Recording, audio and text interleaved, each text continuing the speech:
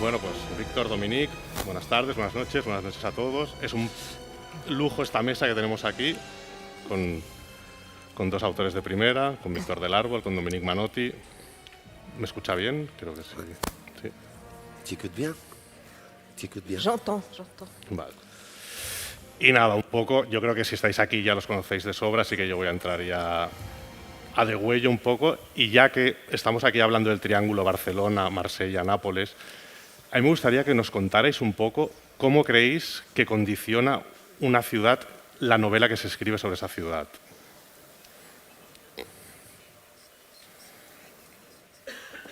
Tu veux commencer? L'influence sur une ville, c'est ça? Enfin, qu'une ville a sur celui qui écrit. La influència és... En fi, això depèn molt de la persona que escriu. Hi ha escriptors que són globetrotters, Hi ha un tipus d'escriptor que està molt arrelat al seu mitjà social. Hi ha la seva pròpia geografia, rural o urbà. I en el cas de la novel·la policíaca, això pesa molt perquè no existeix només una màfia si controla el territori. Per exemple, a Marsella, actualment, el terme màfia resulta inadequat perquè els responsables d'allò que passa a Marsella viuen a Dubai o al Marroc i no viuen a Marsella mateixa. Així doncs, la relació amb el crim i l'organització criminal de la ciutat és totalment diferent que a l'època de Guérini, on hi havia una veritable màfia, on els Guérini controlaven la ciutat de Marsella, el seu territori.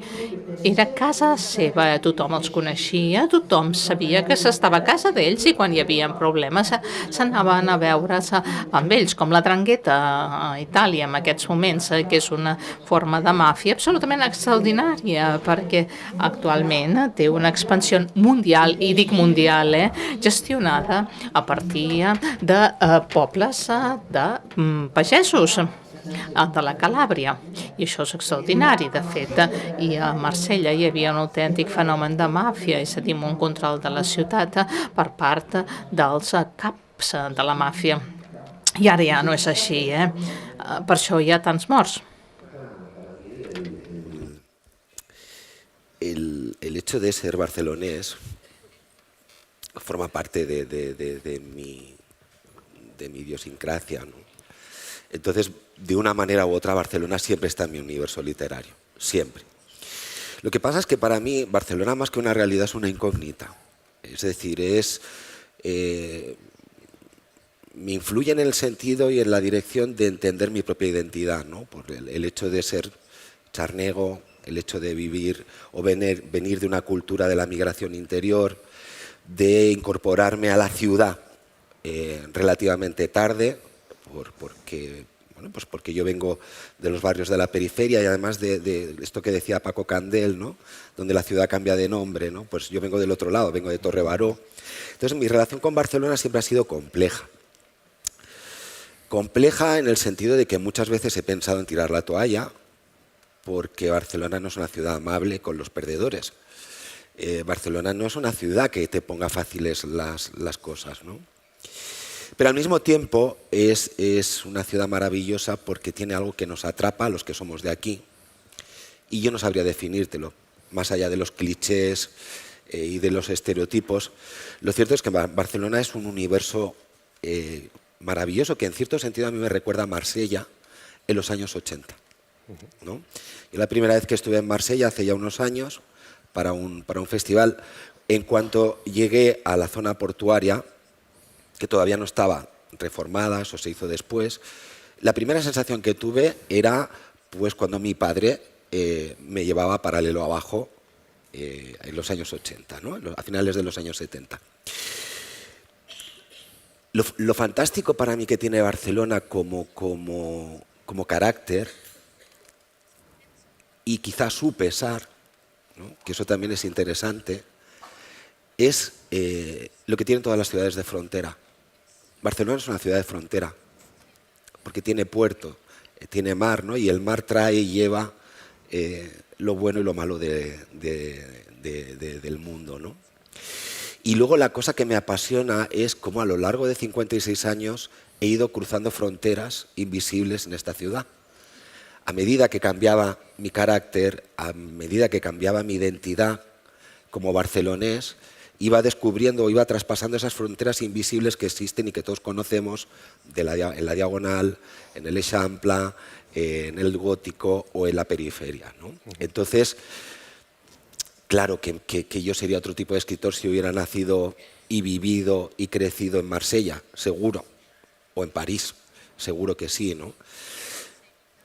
No lo sé, al final escribimos lo que somos y uno es de dónde es, le guste o no le guste.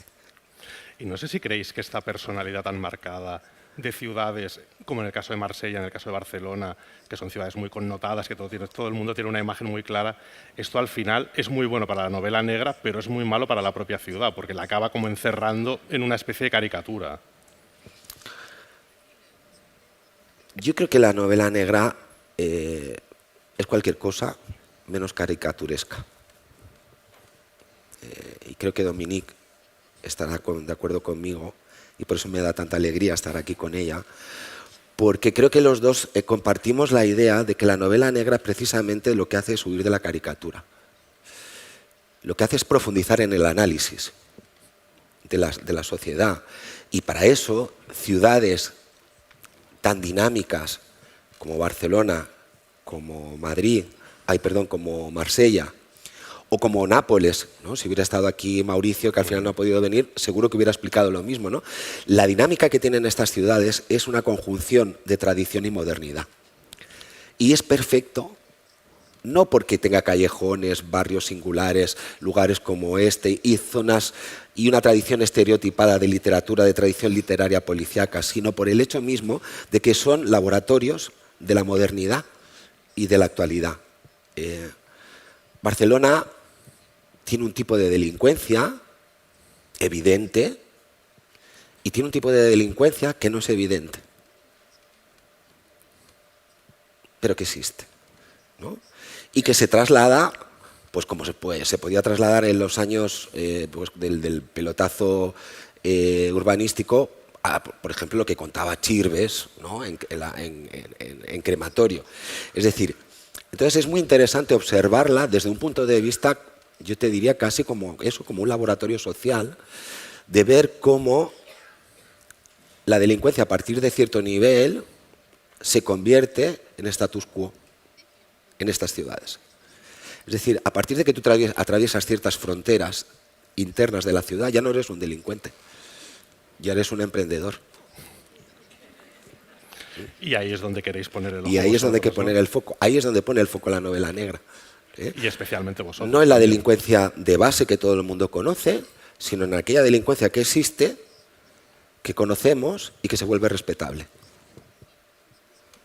¿no? Ese es el punto de interés de la novela negra. Y luego hay una cosa muy, muy interesante también, y ya la dejo hablar a ella. Hay una cosa muy interesante que estos días la vemos muy, muy, muy a menudo, las campañas del miedo.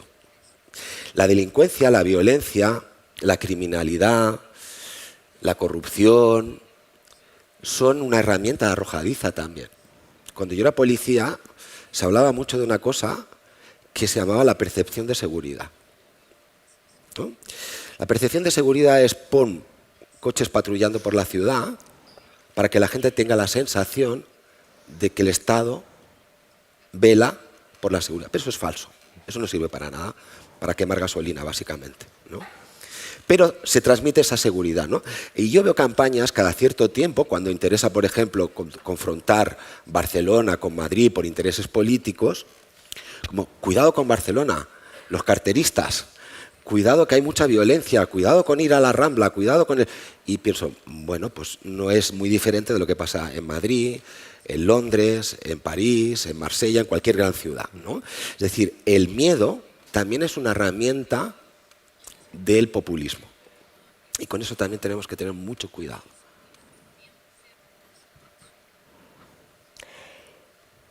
Oui, ce que j'ai envie de dire, moi je suis parisienne. Jo sóc de París, vaig néixer a París, sempre hi he viscut i em costaria molt deixar de viure-hi. Però París és una ciutat múltiple. París també és tota una mena de barris petits on les persones es coneixen molt bé i viuen una mica amb ells. En fi, això ha existit durant molt de temps, potser Airbnb ho destrossarà tot això. En fi, i al mateix temps les persones no podien viure l'experiència de tota la ciutat perquè era una ciutat múltiple i en explosió. Per exemple, la meva primera novel·la, es veu, vaig escriure sobre el sender, el camí de París, que era una zona molt específica, era el centre del casc antic de París, en ple centre. Era molt viu i era una indústria del pret-à-porter vital per la gran costura francesa i per la indústria o l'àmbit del tèxtil de França. I allà no funcionava, no hi havia ni una sola fàbrica. Eren tallers integrats dins departaments que no havien estat preparats per això. Les persones s'instal·laven a la cuina, al menjador, en fi, on podien de la casa. I el que és curiós d'això és que jo, que sóc una antiga parisina, en fi, això passava després d'experiència sindical on havia estat secretària general de la Unió Departamental de París. I en principi coneixia la meva ciutat completament. I no coneixia aquesta zona dels senders i no creia el que veia, en realitat. No m'ho podia creure, i és que en ple centre de París hi havia una indústria que funcionava únicament a base de treball clandestí, amb una gran quantitat de turcs que havien arribat a França i que havien tingut una experiència política i sindical a Turquia. I a Turquia en aquell moment hi havia un cop d'estat darrere l'altre, amb la qual cosa van haver de marxar. Jo estava bastant polititzada en l'època. I era increïble. La CGT no en sabia res tampoc, res de res. Treballàvem amb els dos sindicats més importants i no teníem cap experiència d'aquell barri on hi havia 15.000 treballadors industrials, 15.000, que treballaven en tallers minúsculs. El més gran devia tenir potser una quinzena, una vintena de treballadors, però la majoria en tenien 3 o 4. I hi havia normes que eren les normes que ells havien fabricat en aquell barri. Per exemple, com tots eren treballadors clandestins i per això els havien escollits, de fet, per no aplicar-los el codi de treball. Sabia que no hi havia cap codi de treball allà. Per exemple, els pans d'unes grans presentacions d'alta costura tenien poca feina perquè els grans costurers treballen amb models, fan un sol model i si aquell model funciona, llavors sí, l'endemà faran desenes i desenes i milers de vestits així o de models així, o sigui que passaven períodes d'atur o períodes de feina intensiva de 18 hores al dia, dormien allà mateix, en fi, tenien condicions molt específiques. Com podies no trobar-los? És increïble. I això demostra que no érem prou forts. I vaig descobrir aquesta ciutat que no coneixia gens ni mica. les regles de la qual no tenien res a veure amb la ciutat que jo coneixia. Així doncs, a la meva ciutat em vaig sentir totalment estrangera. I el que té de fascinant és fins a quin punt es van integrar i van fer una batalla que va durar durant 6 mesos. I francament, érem com una família. D'altra banda, la ciutat de la que parlava a les meves novel·les i amb la qual em sentia molt identificada no era necessàriament París, sinó una ciutat de Lorena o Marsella. Però cada vegada per aquestes ciutats que jo no coneixia vaig conèixer mitjançant una lluita social forta i l'apropiació era la meva participació en aquesta lluita social intensa. I allà els garanteixo que passa alguna cosa. Entraves en una realitat brusca, però una realitat que costava integrar-se. És a dir, les lluites a la zona de la Lorena. Una vegada vaig descriure una empresa de conglomerats de Corea que durant anys va estar treballant a la regió de Lorena sense donar cap benefici.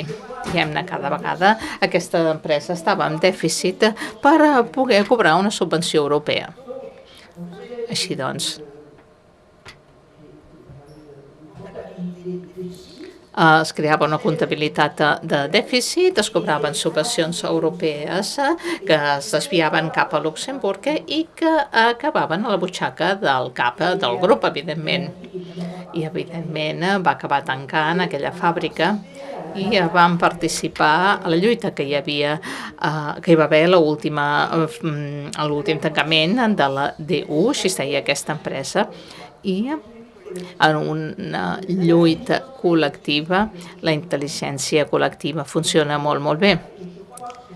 I crec que a Marsella també vaig integrar. No hi havia tanta lluita social, sinó el vincle que podia tenir amb tota una sèrie de militants que havia conegut des del 1968 i que em van ajudar a la ciutat, que em van ajudar.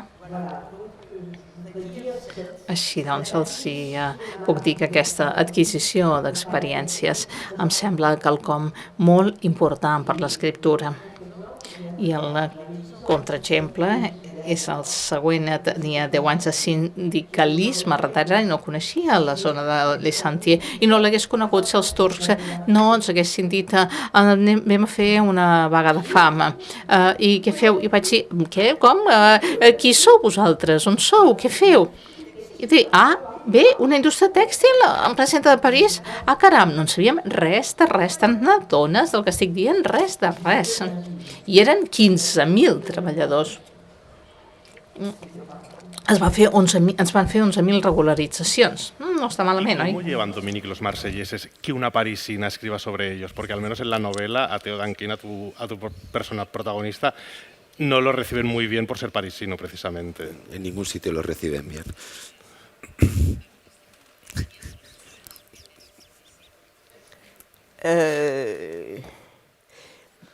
Avec mes amis Amb els meus amics del 68 això no és cap problema. El fet que sigui de París no representa cap problema. Tenim una experiència comuna, ens coneixem des de fa molt de temps. Quan vaig tornar a Marsella per preparar la novel·la de Marsella 73, vaig trobar-me amb un marsellès molt conegut, que havia sigut molt bon amic meu, i vaig dir, ei, bon dia, te'n recordes? Dius, esclar que me'n recordo de tu, ets tu qui m'has fet viure a Luxemburg. No teníem cap problema, no vaig tenir cap problema, ni molt menys. D'altra banda, pel que fa a les persones de Marsella que no conec, crec que sí que aquí hi ha un problema. En fi, un problema no és exactament, és una reacció, crec que no els agrada gaire que els parisins, en fi, s'immiscueixin amb els que fan ells. I l'humor de Marsella és molt, molt fort, molt interessant, i tenen una relació molt específica amb el Ricard, és a dir, l'alcohol. Coneixeu el Ricard, la beguda, el pastís, el Ricard, aquestes begudes de l'aperitiu. El Ricard és un producte de Marsella i el pastís és la beguda a la que s'identifiquen els marsellesos. I el Ricard té un passat molt específic amb la ciutat, perquè durant la guerra i l'ocupació de l'Alemanya el mariscal Pétard va prohibir el pastís i va promoure el conyac, perquè el conyac és la terra. I la terra no falta, i el pastís representa la fàbrica. I Ricard va tenir una idea formidable. Ell no podia produir pastís. Es va instal·lar a la zona de la Camargue i va ser ell qui va desenvolupar els arrossers de la Camargue.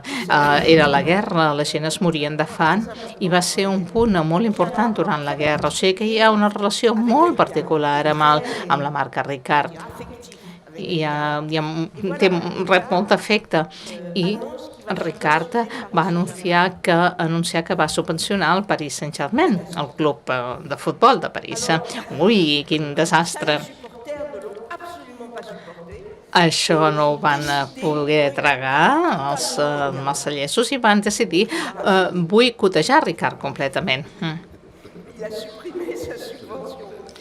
I el Ricard va suprimir aquesta subvenció al Paris Saint-Germain. Esclar, això és una història molt de Marsella, però el Ricard és un antic marsellès.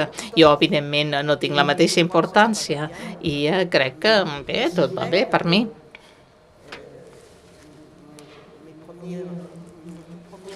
I és veritat que la meva primera novel·la de Marsella, que tractava del petroli, va rebre reticències. Sí. I què fot aquesta aquí? Diu literalment l'escriptora. Está bien ser un outsider para escribir sobre ciertas cosas o ciertas realidades que, digamos, la ciudad o la sociedad bien pensante, la oficialidad, considera que no te pertenecen. Claro, porque tú también has escrito mucho de Barcelona, pero también has viajado mucho en tus novelas por otros lados. Hay un concepto que en Estados Unidos está muy mal visto, que es el de la apropiación, ¿no? Es decir, como si la cultura, como si la literatura tuviera propietarios. Es decir, tú solo puedes escribir sobre aquello que eres y sobre aquello que conoces, no sobre aquello que te importa o te interesa. Cuando la realidad es bien otra, ¿no? O sea, la literatura, la cultura no tiene propietario, tiene observadores. Y creo que es interesante, por ejemplo, observar la realidad desde fuera, sin los apriorismos que tiene la gente de dentro, ¿no? No es lo mismo escribir una novela ambientada en Nou Barris que en Sant Gervasi. No es lo mismo. No digo ni que sea mejor ni peor, digo que el punto de vista es distinto. La realidad que tú observas es distinta y tu mirada y tu criterio es distinto, ¿no? Entonces, yo siempre he tenido mucho cuidado, sobre todo a partir de cierto momento de mi carrera, con eso, con no dejarme atrapar en los cenáculos de la oficialidad también cultural. ¿Por qué? Porque eso constriñe tu visión y tu mente. Es bueno estar fuera también. Sí, a veces hay que estar en el mundo, ¿no?, para entenderlo. Pero también es bueno estar fuera para poderlo observar con la claridad, por ejemplo, con la que Dominique habla del sindicalismo de los años 70, por ejemplo, en Marsella 63. Ya hablas del sindicalismo ahí, y además tu mirada es la mirada del protagonista, que es efectivamente parisino, pero que tiene una mirada muy crítica con una realidad que los propios marselleses no están dispuestos a asumir.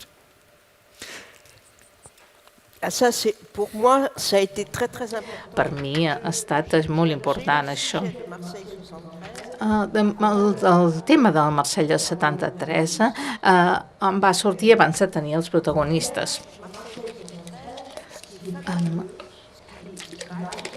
El que és fabulós de Marsella 73 és que en 3 setmanes es produeixen coses de la mateixa manera. Hi ha 18 morts en 3 setmanes. I a la premsa això apareix a la zona de fets diversos en forma de correligionaris, sens dubte com discussions entre correligionaris que van acabar malament, en fi. 18 morts? De 18 morts només se'n va descobrir un de sol, i es va descobrir perquè era el germà d'un dels assassinats que va fer la seva pròpia enquesta i que el va portar a la policia. La policia no va fer cap interrogatori. I jo vaig dir, el silenci és el que és terrible aquí. Tothom sap alguna cosa, i després vaig trobar una frase magnífica de Marsella. I us la passo perquè és fantàstica.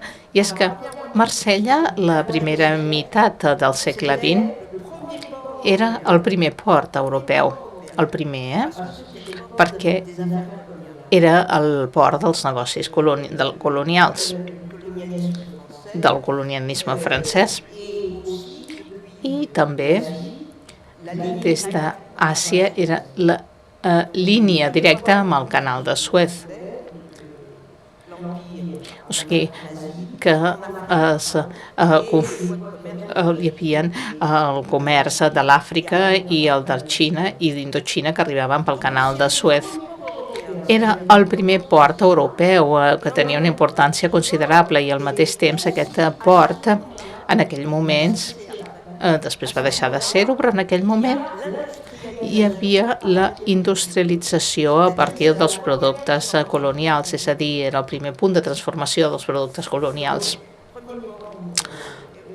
Així doncs, el primer port europeu, la segona ciutat de França, després de París.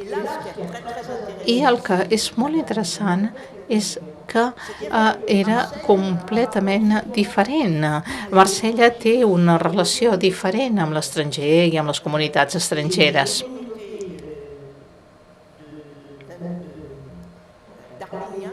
Les comunitats, ja té la comunitat de persones d'Armènia més important, són d'Armènia, són de Marsella. Els primers emigrats italians estaven a Marsella, els espanyols també anaven cap a Marsella. Per la seva situació de portuària, probablement, però també de la seva cultura de barreges, és una ciutat molt atractiva des d'aquest punt de vista. És la segona ciutat de França amb una població completament diferent d'aquella de París a l'època, i això era molt bonic. I la tercera característica és que és la capital de Còrsega. És la capital de Còrsega perquè Còrsega té una gran tradició de bandits de Còrsega, de tràfic. Còrsega s'embarca amb els vaixells de l'era colonial. A França, per exemple, hi ha un tràfic monstruós de piastres, que era la moneda d'Indoxina. hi ha la paritat de les piastres a París i a Indoxina no era el mateix, o sigui, es podien tornar a portar a París i exportar-les segons el cost i la paritat, i es creaven fortunes considerables. Per donar-vos una idea, el conjunt de la guerra d'Indoxina francesa, que va durar del 46 al 54, es va pagar amb el tràfic de piastres. I eren els corsos els que feien aquest tràfic de piastres. Així doncs, Marsella és la capital de Còrsega i són els corsos els que es van instal·lar a Marsella i li van donar aquesta experiència de veritable màfia que va existir a França i va ser la màfia dels germans Guerini després de la Guerra dels 40.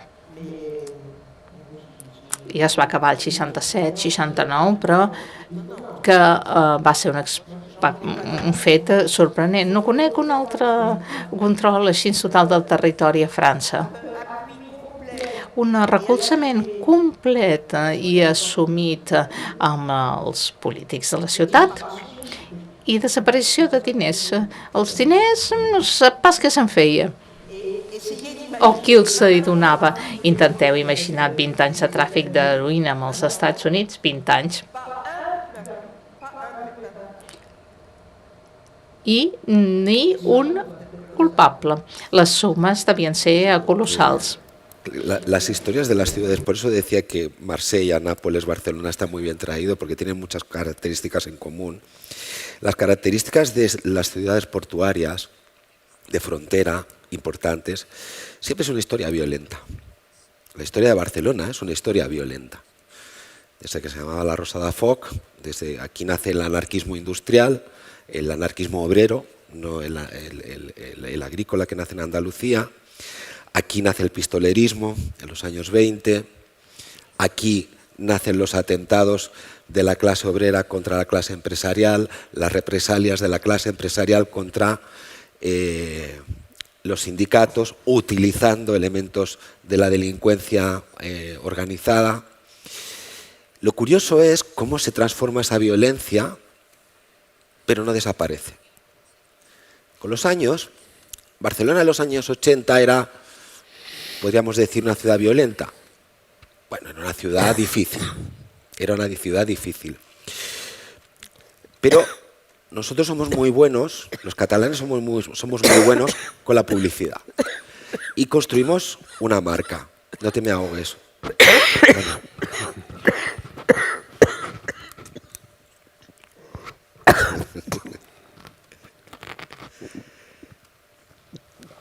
¿Se va? ¿Bien? Okay. No, me estás acojonando.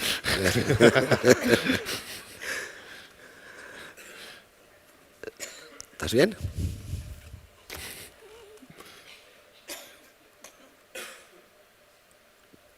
Bueno. ¿Sí? Esto es lo que tiene hablar de Marsella. Te atragantas. Pues yo lo que quería decir es que es curioso cómo ese tipo de violencia cambia, se transforma, pero sigue en el estrato de la ciudad, ¿no? En el sentido de que pasamos de una delincuencia muy visual, muy violenta, a una Barcelona preolímpica, con todo lo que supone el negocio de transformación urbanístico de una ciudad como Barcelona. Eso es un pastel para cualquiera, ¿no? Sobre todo para las organizaciones que necesitan blanquear capitales, ¿no? ¿Estás bien, Dominique? Carmel. Y a partir del periodo posolímpico, con el boom de Barcelona internacional, como marca internacional, los grandes fondos de inversiones ponen su foco en Barcelona, ¿no? Y Barcelona de entonces se convierte en una ciudad en venta. En una ciudad en venta. Entonces, ahora, por ejemplo, la presión o la violencia que se ejerce desde Barcelona sobre Barcelona es esa. Es una ciudad que te echa, que te expulsa, ¿no? Entonces, como yo decía al principio, que es interesante estudiar estas ciudades como un laboratorio sociológico, ver cómo van evolucionando a lo largo de las décadas y de los años las formas de delincuencia y las formas de violencia hasta convertirse en un status quo aceptado hasta el punto de que las políticas sociales chocan con los intereses de lo que llamamos el mercado libre y que laminan y debilitan las democracias. Es decir, en el momento en que un ayuntamiento de una ciudad como Barcelona no puede impedir que estos fondos de inversiones encarezcan el precio de la ciudad hasta llegar a expulsar a sus ciudadanos, significa que la violencia y la delincuencia se han infiltrado de tal modo en el sistema, se han normalizado de tal modo en el sistema que ponen en peligro la democracia.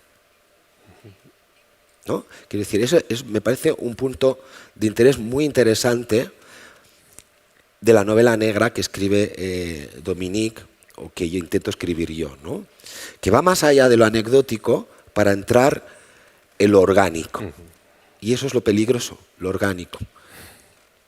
Lo que se acaba aceptando como inevitable porque ya está tan intrincado en el sistema que ya no se puede sacar. Es un poco lo que pasa con la evolución de la mafia corsa en Marsella 73, con la colaboración con el gobierno de Gaulle. Que esto tiene que ver mucho también con una cosa que leí que decía Dominique, que te comentaba a ti antes, que es que ella decía que la novela policíaca es novela de evasión con diferentes grados de violencia, que la novela negra es otra cosa. ¿Qué es entonces la novela negra? Joder, ya ha salido la pregunta. Que no falte. Contéstala tú. Je pense que ma réponse doit être très proche de la tienne. La meva resposta és molt propera a la teva, saps? La novel·la negra és molt diferent de la novel·la policíaca. És a dir, el crim i el criminal no es veuen de la mateixa manera. És a dir, a les novel·les policíaques el criminal és un individu i comet un crim vinculat a la seva pròpia història. I el perseguirà un policia que, evidentment, serà un polític o un periodista, en fi, qui sigui, no? I és una relació entre individus. I al final el policia guanya, el lector se'n pot anar a dormir tranquil. I la novel·la negra és una novel·la que treballa amb una forma de crim diferent, que és un crim de societat. És a dir, hi ha tot un cos social que genera el crim perquè és un engranatge d'aquesta societat, perquè es necessita per funcionar. Evidentment, al final no és feliç, perquè això està integrat en el sistema. I nosaltres el que expliquem és com es produeixen els criminals i com ens en servim i com no podem prescindir-ne. O sigui que és molt més dur. La diferencia más que en la estructura o en la forma está en la intención. En la intención. En la intención de aquel que escribe y por qué escribe y con qué pretende transmitir al lector, ¿no? Yo comparto con Dominique o con Jérôme Leroy o con los escritores que hay aquí como Alfonso Cervera, como una visión de la literatura que tiene mucho que ver con esa idea de Gramsci de que la literatura es una herramienta. Es decir, la literatura no es una finalidad en sí misma, sino que para los escritores como nosotros es una herramienta ¿para qué? Para provocar un movimiento, del tipo que sea. Un movimiento social, un movimiento de autocrítica, un movimiento de reflexión, más allá de la estética. Más allá de la estética, sin descuidarla, pero más allá de la estética y, por supuesto, más allá del entretenimiento. Entreteniendo, pero más allá. Esa intencionalidad tiene que ver con el hecho mismo del arte, desde mi punto de vista. Tiene que ver con el hecho de que la realidad sin relato no existe. Lo que no se cuenta no existe, aunque pase. Si no se cuenta, no cala en la sociedad. Entonces, contar las cosas desde este punto de vista lo que hace es evidenciar una realidad que todos conocemos, pero que necesitamos poner blanco sobre negro, sobre palabras, ¿no? Y entonces lo hacemos desde mi punto de vista con una intencionalidad que va más allá del entretenimiento. El peligro es caer en el dogmatismo. El peligro es caer en el discurso fácil, retórico, caer en la demagogia. Por eso yo siempre defiendo que la literatura tiene que superar la ideología. La literatura tiene que superar la ideología. La literatura tiene que superar el género. La literatura tiene que ir a la idea, a lo humano. Es una visión humanista, digamos, del arte, ¿no? De reflejar aquello que nos duele para entenderlo y, en la medida de lo posible, corregirlo. El delito como concepto, la violencia como concepto, jamás, nunca, mientras existan dos seres humanos en la Tierra que quieren cosas diferentes, va a desaparecer. Nunca. En el momento en el que el ser humano inventó la propiedad, apareció el delito. ¿Por qué? Apareció la necesidad de proteger aquello que tú considerabas tuyo. Y para eso recurríamos a la violencia. La violencia es el lenguaje más antiguo y universal del ser humano. Eso nunca va a desaparecer, nunca. Pero sí que podemos hacer que se vayan entendiendo, que se vayan asimilando y que se vayan cuestionando estas nuevas formas de violencia que se van transformando continuamente y que, por ejemplo, ahora estamos viendo que viene de Estados Unidos. Los escritores no nos sorprendemos de lo que está pasando en Estados Unidos, porque eso ya pasó en los años 30 en Alemania. El otro día, en un debate en televisión, un programa que hacen antes del 24 horas en catalán, que no recuerdo cómo se llama el periodista que lo modera, pero que es buenísimo, un tipo con gafas, por primera vez se mencionó la palabra nazi relacionándola con el equipo de Trump. Por primera vez. Dije, bueno, bien, ya vamos ahí, ¿no? Pero es que Estados Unidos viene de una tradición fascista muy larga, muy antigua, que escritores como, por ejemplo, John Steinbeck ya denunciaron, que escritores como Jim Thompson ya denunciaron, escritores de novela negra, ¿no? Quiero decir que el escritor para mí, de novela negra, siempre tiene el ojo puesto en aquello que nos duele y su intencionalidad es manifestarlo de manera clara y sin tapujos. En este sentido, Marsella 73 explica mucho también de lo que está pasando en Francia actualmente, ¿no? Totalmente. O sea, ahí está el origen de muchas cosas de las que ocurren ahora, el ascenso del Frente Nacional. Oui. Oui, no, absolument, mais c'est un tournant. Ah, sí, però és un gir a la història de França, el 62, el 1962, hi va haver la regularització, l'obligació de tenir camps de treball per quedar-se a França Abans els treballadors venien, s'instal·laven i marxaven o es quedaven, però al cap d'un cert temps necessitaven, ja tenien papers, i ara des del 72 hi ha hagut una caça d'estrangers. Diguem irregulars, irregulars, som nosaltres qui hem fabricat la regularitat. És a dir, és la forma d'actuar de França va crear aquesta irregularitat i això és un tall molt important. I volia dir també que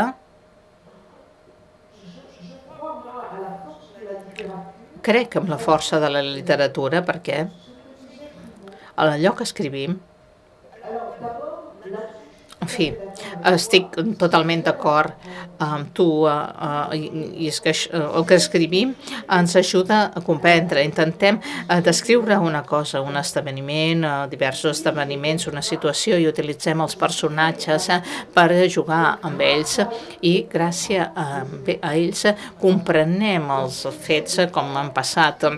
El que intentem fer és arribar als lectors perquè tinguin una forma de coneixement que és totalment excepcional. Penso en Flaubert, amb Madame Bovary. Intentem fer que els personatges s'identifiquin, que les persones que llegeixen aquests personatges s'identifiquin una mica.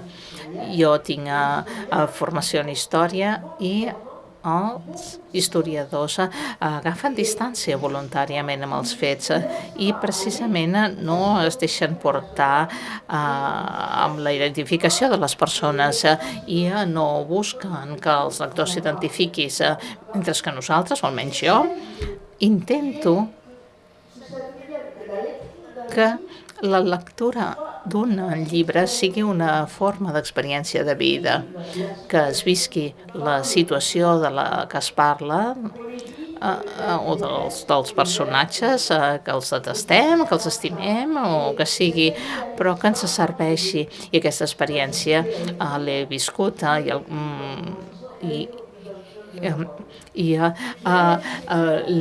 li vaig discutir amb Elroy i vaig comprendre que per primera vegada tenia alguna cosa del que passava als Estats Units. Això no vol dir que m'identifiqués amb el que contava Elroy, ni la seva manera de veure les coses. Crec que té frases molt fortes. L'Amèrica mai ha sigut innocent, francament, la qual cosa és totalment veritat. Però això no ho ha dit cap altre escriptor americà. De totes maneres, explica d'una manera tal que em fa com si hagués viscut diversos anys a Los Angeles. De fet, hi he viscut diversos anys. I de cop i volta he comprès als Estats Units. No fa pedagogia, però sí que m'ha fet viure la seva història i penso que és una experiència totalment insubstituïble. I allò que intento fer és el mateix. En fi, modestament, perquè en fi, no hi arribo, però intento que sigui una experiència pel lector. El Marsella 73 intento que les persones es trobin en aquella situació i estiguin, com ho vaig fer jo, però és increïble aquest silenci, i els sindicats també cauen en la mateixa trampa. Pels sindicats el que és inadmissible en la història de Marsella 73 és el paper de MTA. És inadmissible i ho viuen com una amenaça. I es callen. I jo vaig ser molt sensible a aquest punt perquè el 73 era una militant sindicalista molt activa i mai n'havia sentit parlar. Sí, d'acord, estava a alguns quilòmetres de distància, però mai n'havia sentit parlar. No era gens normal, és a dir, una vaga com la que hi va haver en aquell moment va ser un tresor, una cosa increïble. I jo mai havia vist una vaga així amb obrers immigrants que es fan la vaga tots sols i que obtenen el tancament del lloc on treballaven.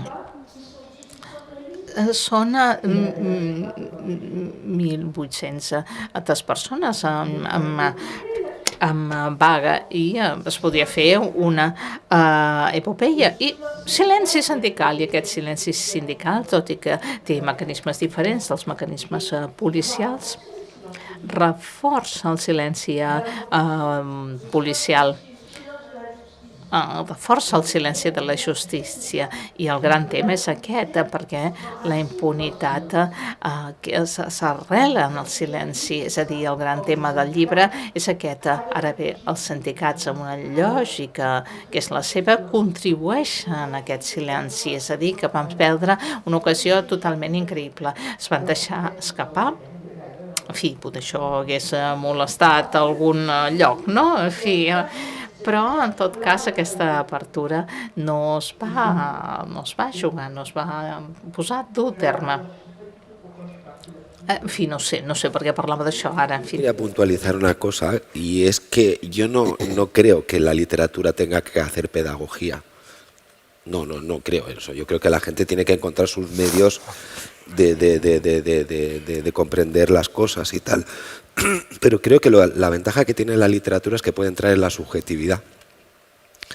No es una ciencia como la historia, no es una ciencia como la economía, sino que como la sociología, sino que te permite entrar en la subjetividad, es decir, en la individualidad del lector. Y eso es una verdadera herramienta transformadora. Es decir, porque nosotros cambiamos por dos cosas. Cambiamos por la lógica o cambiamos por las emociones. Y la literatura, cuando es literatura de verdad, busca, en el sentido más aristotélico, la verdad de las emociones del lector. Y ahí es donde la literatura sí que se puede convertir en una herramienta de transformación, como decía Gramsci, no en la pedagogía. Porque al final nosotros contamos cosas que existen. Lo que pasa es que las contamos desde la tramoya, no desde la butaca del espectador, sino desde atrás. Yo creo que nos quedaríamos todos aquí toda la noche escuchándos, pero ya me están haciendo señales de que se nos acaba el tiempo. Entonces, muchas gracias a los dos. Muy interesante. Muchas gracias al Instituto Francés. Me dicen que ahora estaréis firmando libros, ¿no? Ahí al final, creo, vale. Que me ha dicho Carlos.